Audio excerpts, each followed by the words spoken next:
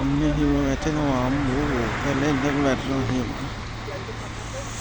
එන්ඩ සැර වෙනවා.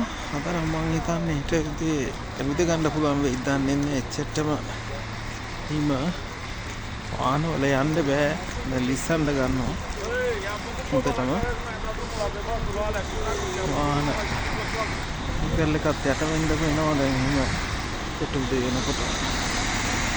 හොඳම දේ තමයි මේ දවස්වල බස් එක යන්නේ. ට්‍රේන් එකේ. නැත්නම් ඇක්සිඩන්ට් වෙන්න පුළුවන්. ගොඩක් ලස්සනයි ගයි. තාම නෑ තව ටික රැ වෙනකොට ගොඩක් වෙයි. මේ ගස්සේම ලස්සනයි.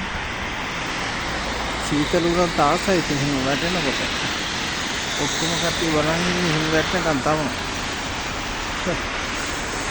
හරි මම පස්සේ වීඩියෝ එකක් දාන්න අම්මෝ ඉන්න බෑ පැරෙනවා අත.